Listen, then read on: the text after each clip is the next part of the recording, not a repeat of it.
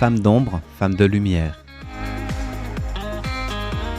Bonjour à vous qui nous écoutez, Florian Dai vous amène aujourd'hui à la rencontre de Xu Xinying.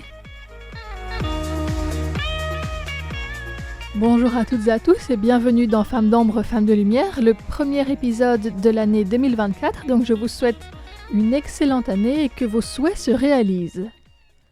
Comme vous l'aurez entendu avec le jingle introductif de cette émission, en 2024, nous continuons donc la série Femmes d'ombre, femmes de lumière. J'aime la liberté que ça me donne pour parler de sujets très variés, au gré des rencontres et des interviews que j'arrive à faire.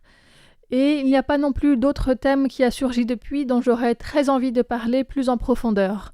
Donc c'est parti pour une deuxième année. Merci en tout cas de m'avoir suivi, merci à tous les auditeurs et auditrices de vos réponses, de vos questions, de vos mails, de vos suggestions aussi.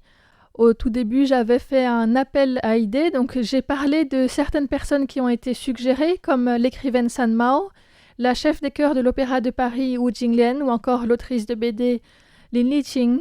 Il y a d'autres personnes dont je sais que je n'ai pas encore parlé, comme Tsai Ing-wen. J'attends qu'elle ait fini son mandat pour pouvoir faire un bilan, mais Clément Tricot a parlé d'elle lors de la sortie du livre Taïwan, la présidente et la guerre d'Arnaud Vollerin. Donc le lien vers cette émission sera aussi disponible dans la page web qui accompagne l'émission d'aujourd'hui. Il y a une autre femme qui a été suggérée dont je n'ai pas réussi à trouver comment la contacter. Il n'y avait pas assez d'informations en ligne à son sujet pour en faire une émission. Mais pour 2024, si vous avez envie de découvrir ou redécouvrir une femme, qu'elle soit taïwanaise ou bien liée à Taïwan d'une autre manière, je suis toujours curieuse d'entendre vos propositions et je ferai de mon mieux pour y répondre. Et si vous voulez partager des impressions, dire ce qui vous plaît ou ce que vous aimeriez voir changer, c'est aussi tout à fait possible. Au tout début, lors de la conception de cette émission, j'avais préparé une mosaïque avec des images de femmes dont j'avais envie de parler. Donc c'est la mosaïque qui illustre l'ensemble de l'émission Femmes d'ombre, femmes de lumière. Et au bout d'un an, je vois que j'ai parlé de certaines d'entre elles, pour d'autres pas encore. Et puis j'ai aussi présenté plusieurs personnes qui ne sont pas sur cette image. Donc je pense que je continuerai aussi à piocher un peu dans cette première liste de temps en temps, et puis selon les rencontres, les opportunités aussi à interviewer d'autres personnes auxquelles je n'avais pas pensé au tout début. Et aujourd'hui d'ailleurs, la personne dont je vais vous parler s'inscrit aussi dans cette catégorie de personnes auxquelles je n'avais absolument pas pensé au début, puisqu'il s'agit de Xu Xinying. Alors j'imagine que ce nom ne vous est pas très familier. Il ne me l'était pas non plus. En fait, je l'ai choisi parce que je voulais vous présenter une autre personnalité politique après avoir dressé les portraits de Hsiao Bi-khim, donc la candidate à la vice-présidence pour le DPP, et puis de Cynthia Wu, la candidate au même poste pour le TPP. Aujourd'hui, et notamment pour avoir un équilibre entre les présentations des différents partis politiques, je souhaitais donc vous parler d'une personnalité du KMT. Le choix de la personnalité était moins évident puisque le KMT n'a pas de femme candidate à la vice-présidence et encore moins à la présidence. Zhao Xiaokang n'aurait pas tout à fait sa place dans cette émission intitulée Femmes d'ombre, femmes de lumière. Donc il n'y avait pas une personnalité qui s'est imposée comme une évidence et j'ai fait un petit peu de recherche et finalement j'ai choisi Xu Xinying. Alors Xu Xinying est une femme politique. Elle a été conseillère à Hsinchu et candidate à la vice-présidence il y a 8 ans avec James Song pour le People First Party. Donc comme vous voyez, elle a navigué entre candidate indépendante, le KMT aussi, puis elle a fondé son propre parti qui a fusionné avec un autre, et puis récemment elle est revenue sous le drapeau du KMT pour se présenter de nouveau au poste de députée dans le comté de Hsinchu, un poste qu'elle avait déjà occupé auparavant. Pour reprendre son parcours d'une manière un peu plus chronologique, on va commencer donc par le contexte familial dans lequel elle a grandi. Elle est originaire du comté de Hsinchu et son père, Xu Jinglan, était enseignant et a occupé le poste de chef de canton de Xinfeng. Sa mère, Jian Baihe, a également travaillé dans le domaine de l'éducation et son frère cadet, Xu Shixun, a été conseiller municipal de Taipei et est le directeur de la commission des affaires Hakka de Taipei depuis 2018. C'est-à-dire sous les gouvernements municipaux de Ke Wen-je puis de Jiang Wan-an.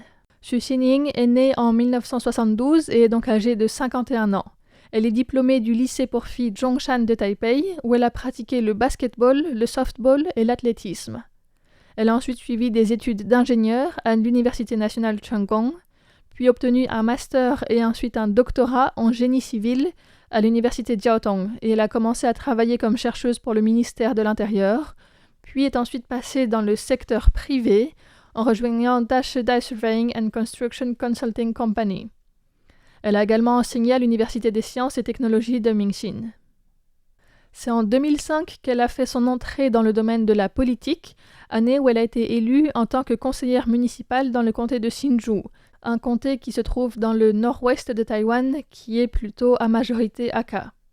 Elle a fait cette première campagne en tant que candidate indépendante, donc non affiliée à un parti politique, et les médias avaient rapporté à tort qu'elle était nommée par l'Union solidaire de Taïwan, et il aura fallu une lettre de l'ancien président de ce parti, plutôt proche du DPP, pour démentir l'affirmation, ajoutant qu'elle n'avait jamais été membre de l'Union solidaire de Taïwan.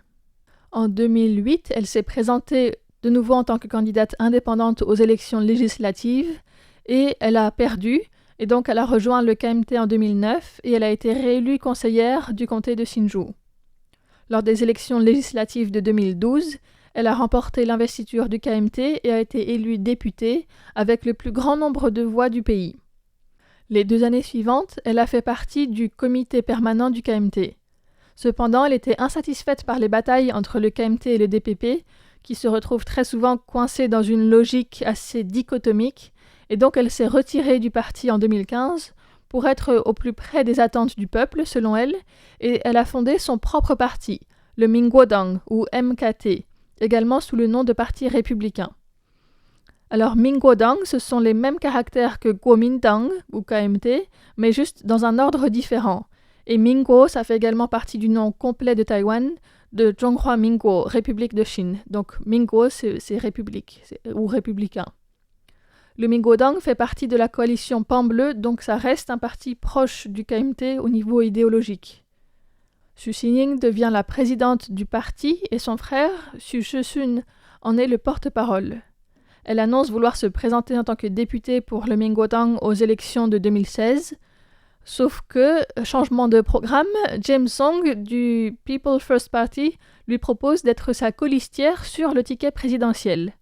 Proposition qu'elle a acceptée.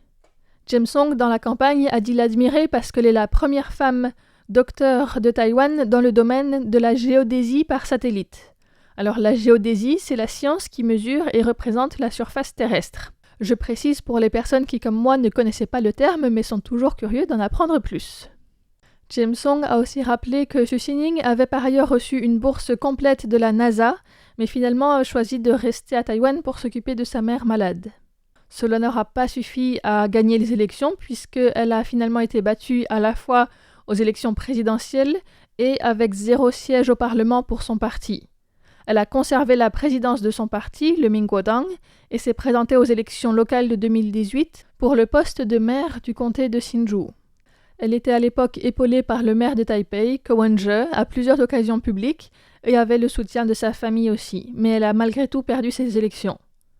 Le 29 novembre 2018, donc 5 jours après la défaite, Xu Xinying a démissionné de son poste de présidente du parti et le 14 décembre, le conseiller du comté de Hsinchu, Wu Xuzhi, a été élu nouveau président du parti.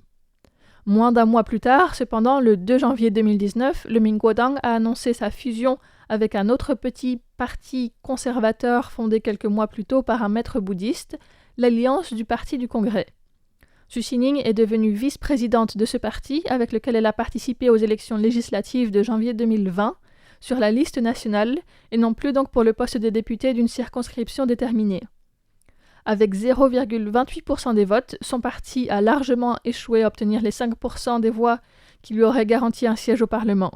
Et suite à cette défaite, l'Alliance du Parti du Congrès a également annoncé sa dissolution le 31 mars 2020. Xu Xinying n'a pas abandonné la politique pour autant, et elle a été invitée par le président du KMT, Eric Chu, en 2022, à revenir au sein du KMT. Eric Chu était déjà le président du KMT au moment où Xu Xinying a quitté le KMT, et à ce moment-là, il essayait vraiment de la convaincre de rester dans le parti, Et en voyant que Xu Xining n'avait pas réussi à faire décoller son propre parti, il lui a donc proposé de revenir, ce qu'elle a accepté. Elle a ensuite annoncé sa participation aux élections législatives du 13 janvier 2024 pour une circonscription dans le comté de Hsinchu. Récemment, elle a reçu le soutien dans les rues de Hsinchu pour faire campagne, à la fois de Roh Yo-hee, donc le candidat présidentiel, mais aussi de Han Kuo-yu, le premier candidat aux élections législatives de la liste nationale du KMT. Les élections présidentielles et législatives auront lieu le 13 janvier, dans une dizaine de jours. Nous aurons donc les résultats très bientôt.